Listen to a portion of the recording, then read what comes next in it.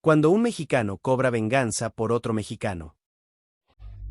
El boxeador nicaragüense Rosendo "El Búfalo" Álvarez era un verdadero titán de los puños. El tipo se había convertido en un estandarte del boxeo de Nicaragua, consiguiendo coronarse campeón mundial en el peso mínimo, haciendo 5 defensas exitosas, una de ellas un polémico empate frente a la leyenda mexicana Ricardo "El Finito" López, donde le había pasado por encima al mexicano en una grandísima batalla, pero donde los jueces dieron un empate lleno de corrupción y de polémica. El Búfalo había merecido ganar dicha pelea y había logrado ser el primero en derribar al Finito, pero esto no había sido suficiente para que le otorgaran las mieles de la victoria. Claro que después hubo una revancha donde tal vez el mexicano había ganado convincentemente, pero que no borraba el fraude de la primera pelea y la mancha que había dejado sobre el récord perfecto del campeón mexicano, quien siempre rechazó una tercera pelea con Rosendo, buscando pretextos y haciendo lo posible por no volver a enfrentar al durísimo Búfalo nicaragüense. Esto dicho y explicado por el mismo Rosendo Álvarez, quien aseguró que nunca quisieron volver a verlo sobre un ensogado en contra de Ricardo López.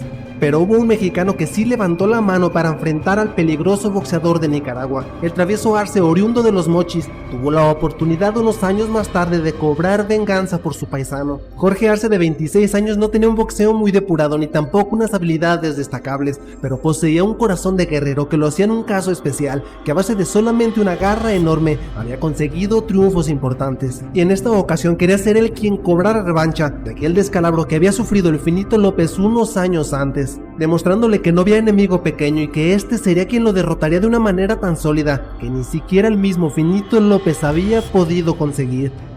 Llegó la noche del 8 de abril del año 2006. Rosendo Álvarez se enfrentaba nuevamente a un mexicano, quien quería agregar a su récord un nombre tan importante como era el del Búfalo, y también vengar la famosa derrota del Finito. Y daba arranque el pleito. Álvarez metía presión y con su mejor boxeo lograba controlar el inicio y asestaba los mejores golpes. El travieso aguantaba y se iba al choque para aprovechar su mayor tamaño físico, pero el Búfalo inteligentemente no caía en su juego y seguía con su plan de batalla, que hasta el momento le estaba dando resultados. Pero conforme avanzaba la pelea, el travieso se veía cada vez más peligroso. Se lanzaba desbocado hacia el frente y aunque recibía castigo, también lograba aterrizar grandes golpes sobre Rosendo, quien no asimilaba de la mejor manera los golpes.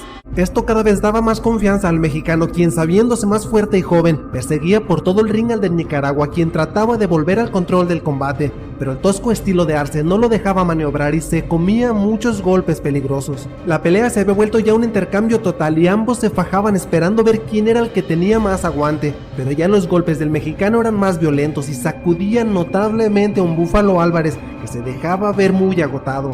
Es que no era capaz de responder de la misma manera que en los primeros instantes de la pelea.